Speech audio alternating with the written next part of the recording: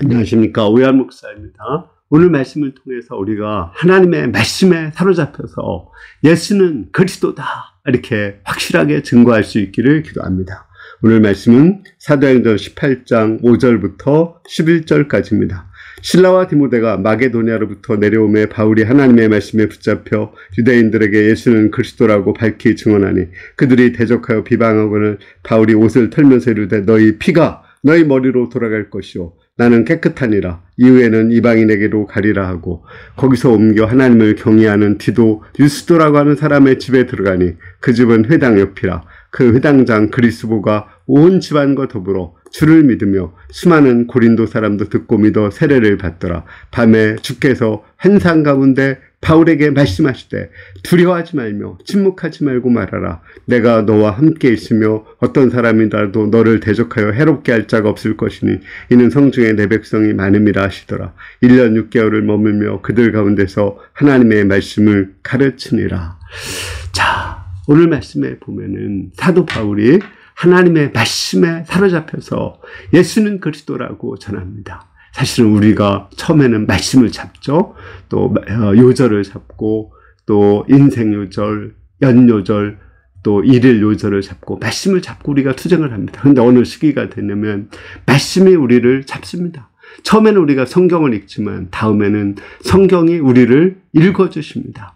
우리가 언제 이렇게 말씀에 사로잡힐 수 있을까요? 사도 바울은 디모데와 실라가 왔을 때 말씀에 사로잡혔다고 했습니다.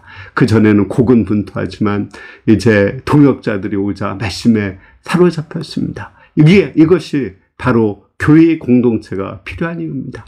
우리가 혼자서 신앙생활할 때는 피곤하고 지치지만 우리 같은 신앙을 가지고 같은 그리스도를 믿는 사람들이 모여있는 교회에 있을 때 우리가 성령에 사로잡히고 말씀에 사로잡힐 수가 있습니다.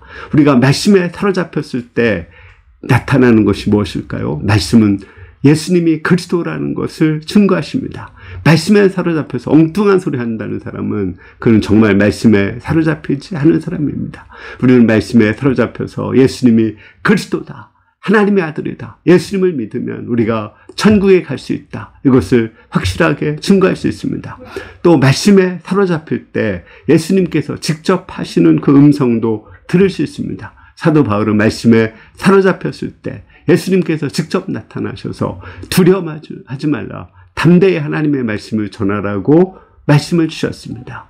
이렇게 성경 말씀은 마치 그 내비게이션과 같습니다. 우리가 그 영어 단어를 많이 알고 영어 문장을 많이 외우면 영어가 잘 들리죠. 마찬가지로 성경 말씀에 사로잡혀서 말씀을 잘 알고 있으면 또 실제 예수님께서 나에게 하시는 말씀이 잘 들릴 수가 있는 것입니다. 우리가 아는 만큼 보고 아는 만큼 들린다고 하죠. 성경 말씀을 우리가 잘 할 때 하나님의 말씀을 들을 수가 있습니다. 결론적으로 우리가 말씀에 사로잡혀야 됩니다. 또 말씀에 사로잡혀서 예수님을 그리스도라고 고백해야 됩니다. 그러기 위해서 우리가 교회의 공동체 속에 들어가야 됩니다. 그럴 때 예수님을 그리스도라고 고백하고 전할 수 있을 뿐 아니라 또 예수님께서 직접 나에게 하시는 음성까지도 우리가 들을 수 있습니다. 우리 모두가 말씀에 사로잡히고 또 말씀을 읽고 교회 공동체 속에 들어가는 가운데 말씀에 사로잡혀서 예수님을 그리스도라고 담대하게 증언할 수 있기를 기도합니다. 감사합니다.